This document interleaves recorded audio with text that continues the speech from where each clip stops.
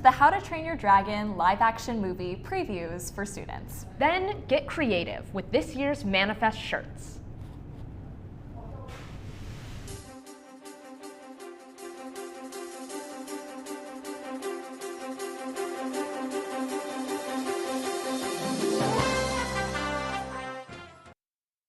Welcome to South Loop TV. I'm Adria Hedrick. And I'm Ali Brenneman. Our first story today highlights Columbia's brand new registration app. Here is Uriel Reyes with more on the changes.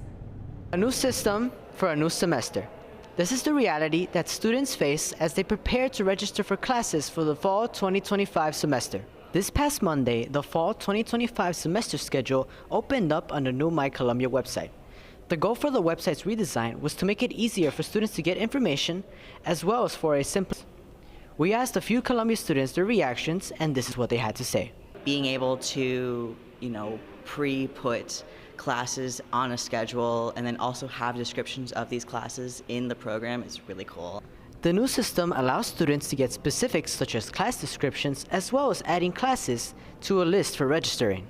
I was able to select the courses and save them for later instead of just looking at them and then writing them down and having to research for them once I actually do register. Students are advised to contact their advisors or attend one of the registration events available on campus, such as the EULA Reg Labs, which begin this week and continue on to next week. Reporting for South Loop TV, this is Uriel Reyes. Now, my co-anchor Adria Hedrick and I speak to Thomas Toohill and Jonathan Webster, who are playing Roger and Mark in Columbia's spring musical Rent. It's such a pleasure for you both to join us today. Now, Rent opens in less than a week on May 1st, is that right? That is correct, yes. Correct. How exciting. Thomas, tell me, what has been the most incredible part of this experience so far in your role as Roger? Gosh, I don't know. That's a loaded question, but I will say this has been the most challenging role I've ever taken on in film or theater in general, but the experience as a whole has just been wonderful. We have an amazing cast and crew, and watching everyone get better and better, especially as we're in tech, is just such a fulfilling and loving experience. That's amazing. And Jonathan, I want to ask you, why should people come see Rent? Well, to me, Rent is such a timeless musical, a story that we continue to see issues that were created 40 years back in the 80s and 90s, and it's such a fulfilling experience to be able as college students to take the time to learn this history and portray it for our parents who might have lived through something like this. Plus, it's just always a wonderful experience to give audiences the opportunity to forget their lives for 2.5 hours and just sit and enjoy some pieces of art. I know that I'm excited to see it. Thank you so much for taking the time to chat with us in studio, you two. You can catch Jonathan and Thomas in Rent May 1st through the 10th, and tickets can be found on the Columbia Theater website at theater.colum.edu. And now we continue with Cassidy Casanova, our reporter who is live from the Student Center, where SGA's Earth Day cleanup is underway. Hi Cassidy, can you tell us what's going on? Hi Cassidy, go for it.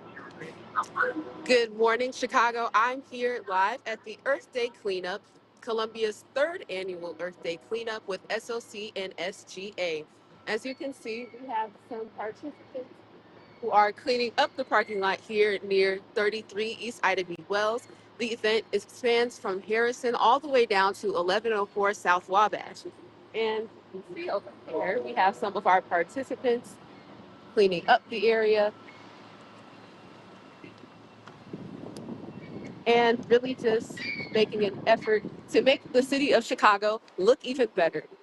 And here we have one of our participants. Hi.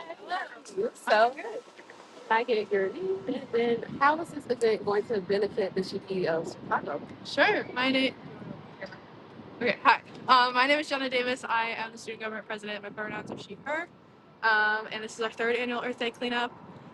The way it will benefit our campus and Chicago community is helping us make our campus greener and reminding people that recycling is just a small thing that you can do in order to make the environment a better and cleaner place.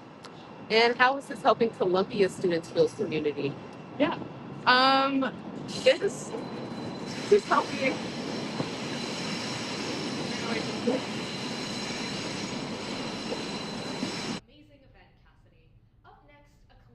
screening of a live-action adaptation of a childhood favorite for many, How to Train Your Dragon. Here's my co-anchor, Adria Hedrick, reporting on the preview.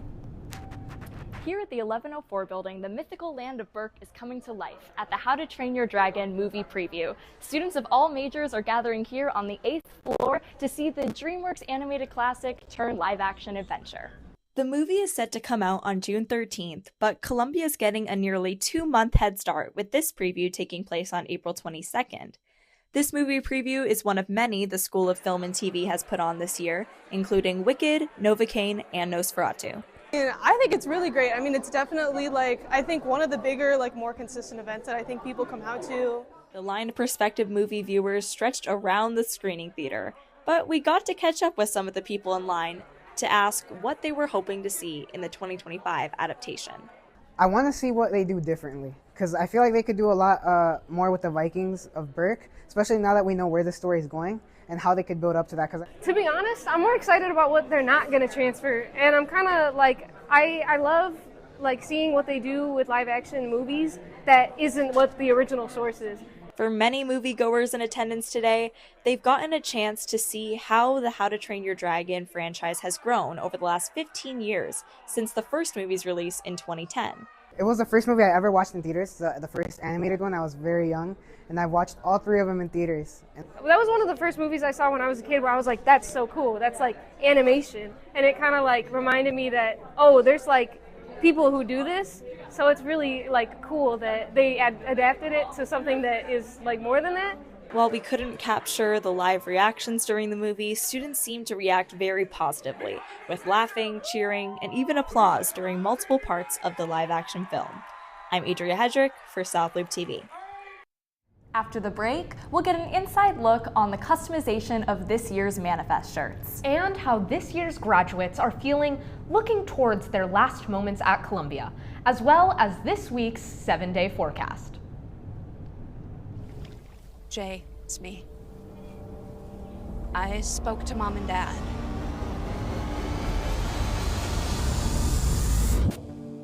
We don't think you should have a gun right now. It's temporary. Things felt dangerous. I think you need to talk to somebody.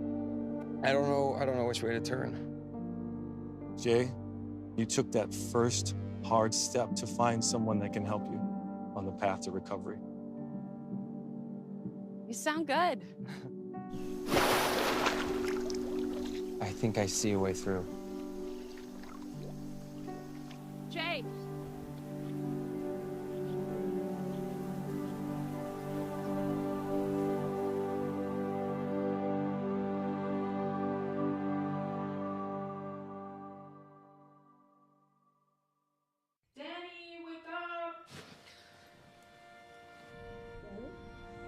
Danny. Danny! Labs. Danny, we need to talk. Danny! She's overdosing.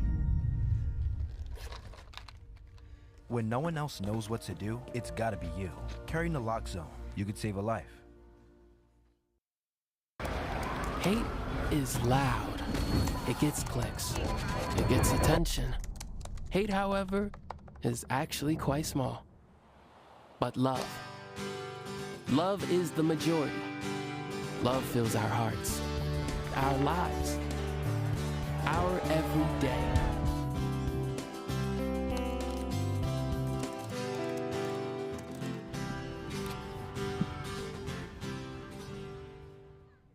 Welcome back. Hey Adria, have you gotten On a the chance second to pick floor up your Manifest shirt yet? I have not, and I'm excited to customize it with as much glitter as physically possible once I do. More on the shirt customization process, here is Gerard Fogarty. On the second floor of the Makerspace, students are trading textbooks for t-shirts. The Manifest t-shirt drop is officially underway, giving students the chance to decorate their own shirts with beads, stickers, pins, and more. I think it's really efficient. I think it's very Columbia core to have, to be able to customize your own things and make it your own personality. I think it's really fun. The station is self-serve and open to all students during regular Makerspace hours. Students can stop by anytime between now and May 15th to design a shirt that's uniquely theirs. It's pretty amazing. I'm not used to being able to not just pick up the t-shirt, but to customize it. That's pretty, I don't know if that's new this year or if that's something, I've never done it. And I think it's a really cool opportunity to be able to sort of make it your own, which is a very Columbia kind of a thing, right? So we're a very creative college, and so this is really exciting. I love it. And the t-shirt design is fantastic. It's really great. It's a nice update. You got the orange star on there, but it's a little different. It's like running. It's cool. I like it. Always in motion. It's part of a broader push to make Manifest more hands-on and student-led, with low-pressure, high-fun activities that anyone can jump into. Yeah, I think the shirts are really well designed this year. Everyone seems a lot more excited about them. You know, the characters and stuff are pretty groovy. The Makerspace staff is also making like all the signage that we're going to put out in the garden beds around Chicago for the event. And while supplies last, there's still time to grab a blank shirt and make your mark, proving that if you want something done right, you gotta do it yourself. In the Makerspace, Gerard Fogarty, South Loop TV. Graduation is around the corner for this year's seniors. We asked students how they are feeling about this upcoming accomplishment.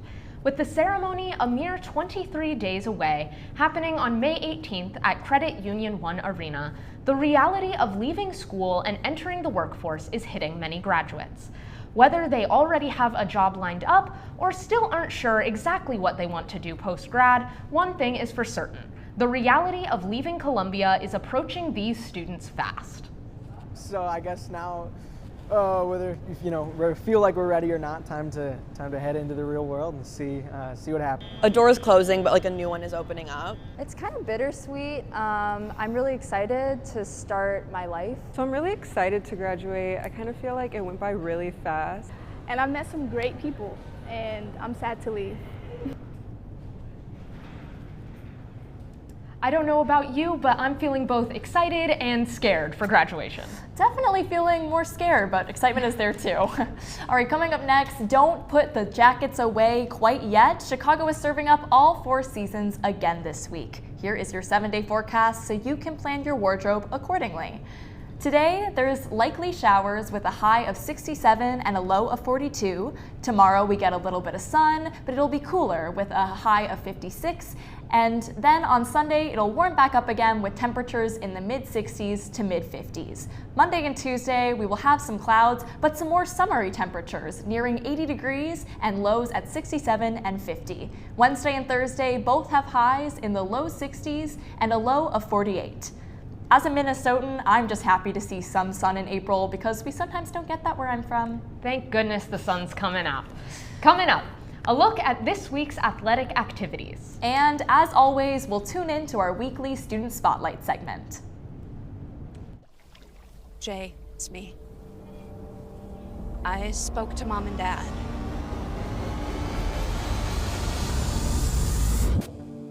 We don't think you should have a gun right now.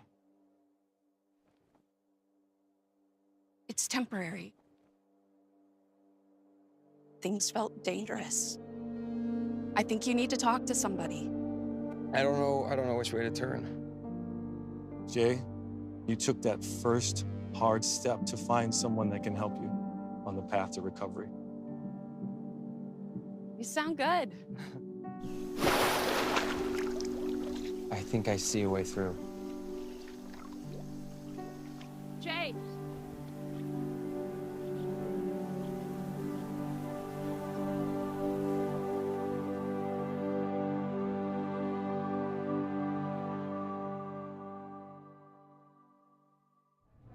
Now, a run-through of this week's sports. Columbia Renegades are keeping the energy high this week with a full lineup of dance and athletic events. Today kicks things off with back-to-back movement on Wabash. At 3:30 p.m., the TAP Club is hosting an open-level meeting in room 214 at 916 South Wabash. Tap shoes are recommended but not required. Right after that, head up to room 221 for an open dance class at 4 p.m., where the Columbia Renegades dance team will be teaching a contemporary combo to No One Noticed. Sunday, the action shifts to the court. The Renegades volleyball competitive team meets for practice from 1 to 3 p.m. at the East-West Gym.